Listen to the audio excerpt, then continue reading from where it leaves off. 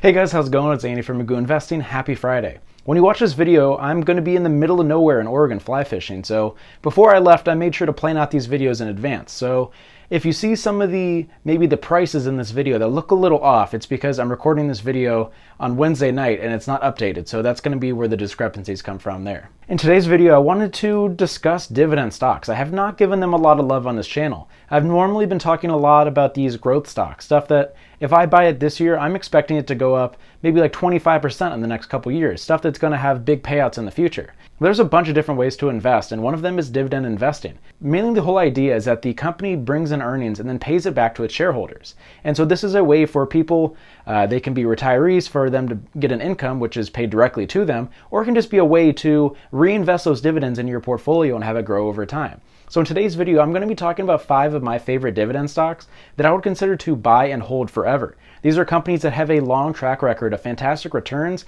and a solid dividend that I'm not worried about having to disappear anytime soon. In the past couple weeks, I've gotten dividends from AT&T, Nike, and Microsoft, and it's kind of a fun way to have a little bit of extra income. It usually gets put into my account and I kind of forget about it until I log in that day. And then I log in the next day and I have a couple extra bucks where I could buy another share or two.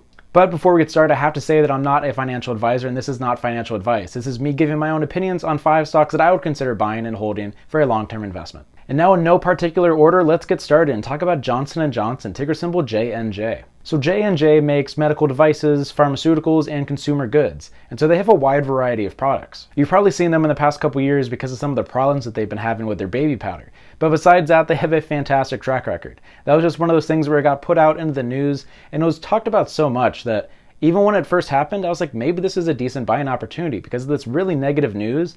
That's probably not going to hurt the bottom line of the company that much. Currently, the company is trading for $144 and it's down less than 1% on the year, so it's pretty flat. The company has a 2.8% dividend and is considered a dividend king because it has increased its dividend every year for more than 50 years. Usually when I look for a company that has a history of increasing its dividend, I usually look for around 15 years, but the fact that Johnson & Johnson has 57 years of dividend growth can give you a lot of confidence going forward that they're likely not going to slash it if we go through a really tough time. And with a payout ratio of around 50%, I'm not worried at all about this company cutting its dividend in the future. Usually for payout ratios, if it's above like 65-70%, that's where I start getting worried. And the fact that it's at 50% and when it has 57 years of increasing its dividend, I'm not worried about that in the slightest. When you look at the 1-year chart, you can see how well the company recovered after the tough times from the stock market crash. 5 years looks decent but doesn't look amazing, but then that all-time chart is absolutely beautiful, and that's the whole reason why I put it in this video.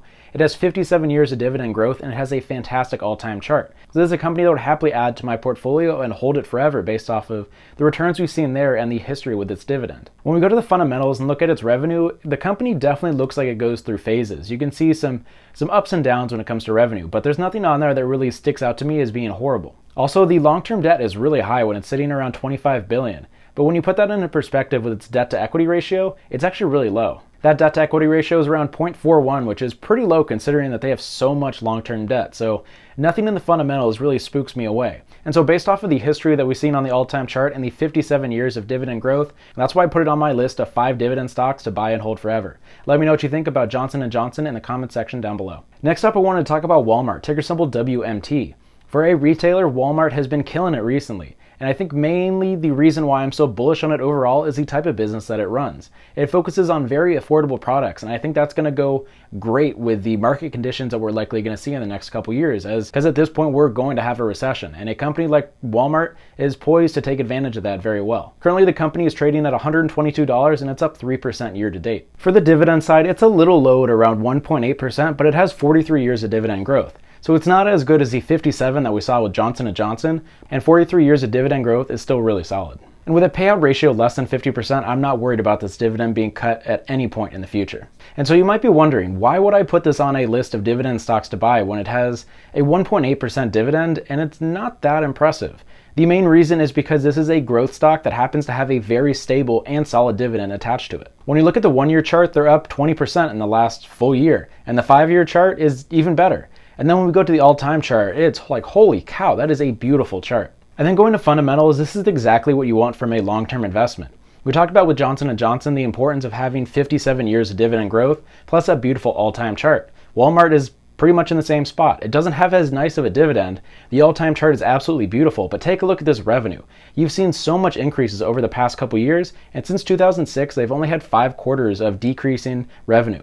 And that's just crazy to think about. Since 2006, that's such a long time. And so with Walmart, you're buying a company that I think is very resilient to a recession based off of the affordable products that they sell. They have a solid dividend that's been around for 43 straight years, increasing for 43 straight years. And the all-time chart is absolutely beautiful. And so that's why Walmart's one of my top stocks to buy overall. And in addition, that's why it's on my 5 dividend stocks to buy and hold forever, because Walmart literally has it all in their stores and based off of these stock charts. So let me know what you think about Walmart in the comment section down below. Next up, I want to talk about McDonald's, ticker symbol MCD. This is a company that has not done as well as I would have expected during a lot of these lockdowns. This is a place that me and my roommates have been frequenting over the past couple months, mainly because it's so easy to go through their drive-thru. Currently, the company is trading for $187 and it's down 5% year to date.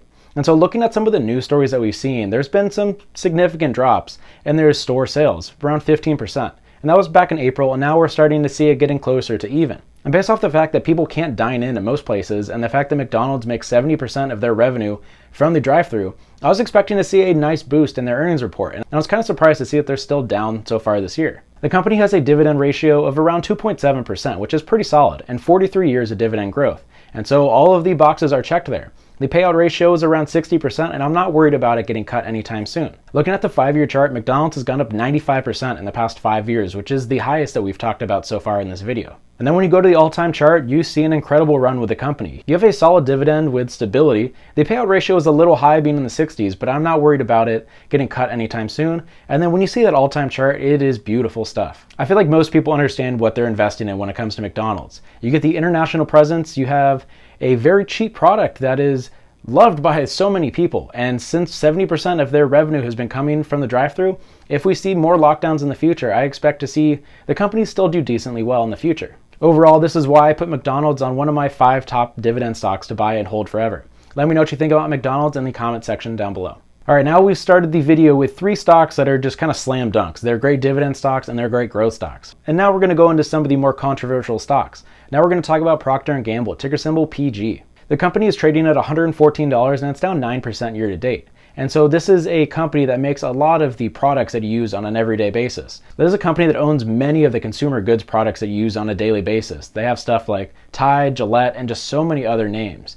And so this has been a huge player during the lockdown. And I was also kind of surprised to see that the company has not done as well. But looking at their products, it seems like most of them will be pretty resilient to tough economic times. These are consumer staple products that people have to use on an everyday basis, and it's not something that's luxurious that they're going to be cutting down on. And so if you think that we're going into a recession sometime soon, this might be a good company to take a look at. Currently, the company has a 2.8% dividend yield, which is a little bit on the higher side from what we've seen so far in this video. It has a 60% payout ratio and 26 years of dividend growth. And so this company is a little bit low on the dividend growth number of years, but I think the 2.8% is enough to give it a chance and take a look at it. So far in this video, most of these companies have looked pretty much identical when you put them on the charts and with their revenue. That is not the case with Procter and Gamble. When we take a look at PG for the revenue chart, you can see a distinct drop around 2015. And so doing some research from this, it seems like most of the damage came from international markets. During that time, the dollar was the strongest it's been in over a decade. And so when you have those conversion rates and some problems in international markets, that was a huge hit to them. And since that time, it looks like the stock price and the overall company has stabilized a little bit, and I haven't seen a lot of rumblings about problems going forward. And so this stock is not a slam dunk like the first 3 that we talked about. It definitely has had its problems in the past, and doesn't have that pristine track record that the other 3 stocks have had. But I think the 2.8% dividend yield and the potential for it to grow going forward and potentially do well during a recession is mainly the reason why I decided to put it on this list. While this might not be my favorite stock to buy right now, I think it could have a very solid position in any term's long-term dividend portfolio. And so I'm very curious to see what you guys have to say about Procter and Gamble, ticker symbol PG, in the comment section down below. All right, time to finish the video up talking about Verizon, ticker symbol VZ. In the past couple months, I have actually bought their direct competitor, AT&T, ticker symbol T. And one of the main reasons that I did that is because they have a 7% dividend yield, and I was able to buy them with high IV, so the options prices were really high, and it is significantly cheaper than Verizon. Currently, Verizon is trading around $55, and at that point, AT&T was around $28. And so that was kind of my price point where I was able to trade options against it. And so during the rest of this video, you can pretty much interchange these two stocks out. I'm going to talk about why, if I was buying for a dividend, why I'd prefer Verizon over AT&T, but they are pretty interchangeable at this point. And so as I mentioned, Verizon is trading for around $55 and it's down 10% year to date. It pays a 4.5% dividend and has a payout ratio of around 51%, so it's very solid all around. And so when you compare that to AT&T with a dividend yield of 7% and a payout ratio of 65%, if I was going to pick a stock to buy and hold forever, I would be happy giving up a little bit of extra percentages to make sure that I have a dividend that's going to be sticking around for a long time. And while Verizon doesn't have the longest track record of increasing their dividend, the fact that their yield is a lot lower and so is their payout ratio makes me feel a lot more confident going forward. And so right now I might think that AT&T is a better short-term dividend play, but for a long-term position, I'd feel way more comfortable owning a stock that has a lower yield, but it has a safer payout ratio. However, I'll probably go back and forth on my opinion in the next couple years because they're pretty close in my mind. When I show the all-time chart for Verizon, it is not the prettiest chart I've ever seen. I do want to point out the massive drop that the company had around 2000, which is when the dot-com bubble burst, which is when most of the tech companies went belly up and a lot of the companies failed. And so Verizon made it through that time, but it is a huge mark on their all-time chart, and I just kind of wanted to point that out. With 5G coming out pretty soon, it'll be very interesting to see how these telecommunications companies do in the future. This is not a topic that I'm very well versed in, and I'm trying to do as much research as I can, but it is kind of a complex topic, and now we're starting to see some conspiracy theories going about the whole 5G during the lockdowns. Looking at the fundamentals, the revenue has been pretty solid. There was a pretty big dip in 2016, but besides that, things look pretty stable. The company does have a pretty high debt to equity ratio of around 2, and so that's not my favorite thing in the world. It's not a massive red flag where it will push me away from the company entirely, but it's going to be something I'm going to be watching in the future. The reason that I'm not as worried about it is because when you look at the historical range that the debt to equity has been recently, it has fluctuated between like 1 and 4, and so it is smack dab in the middle. And so while it's not my favorite to have a debt to equity ratio above 2, the fact that it's pretty close to its historical range gives me a little bit of extra confidence. And based off of the massive amount of infrastructure the companies have been having to build to kind of facilitate 5G being possible, I'm not as upset about how much long-term debt that they have, but it is going to be something I'm going to be watching going forward. So let me know what you guys think about Verizon and AT&T in the comment section down below. So there it is. Those are my 5 dividend stocks to buy and hold forever. These have a variety. The first 3 stocks were slam dunks. These are stocks that I would happily own in a long-term investment account or in a dividend portfolio. They have solid yields and 40 plus years of dividend growth, and that makes me feel very good going forward, in addition to the all-time charts that are absolutely beautiful for those 3 companies. And I talked about Procter and Gamble, which had some problems recently back in 2015, but it looks like things have stabilized. And the fact that their main products are consumer staples that will be just as needed during a potential recession, that reason was mainly why I put it on this list. It's not my favorite, but I think it could have a good spot in a lot of people's dividend portfolios. And then finally, I talked about Verizon and AT&T. These are 2 companies that I've kind of gone back and forth about in my mind. I've traded AT&T in the past, and I've taken advantage of that 7% dividend. But for a long-term position, I'm kind of worried about the higher payout ratio and the higher yield as being more risky for a potential cut in the future. And while Verizon has a solid dividend of around 4.5% and a payout ratio of 51%, it doesn't have the track record of increasing their dividend as high as something like a Walmart or a McDonald's. And so these are the 5 stocks that I picked out. I try to pick a wide range of stocks that are slightly more risky but still have some growth potential. And I'd love to know what you guys have to say about these 5 stocks in the comment section down below. Thanks for watching, stay inside, and I'll see you in the next video.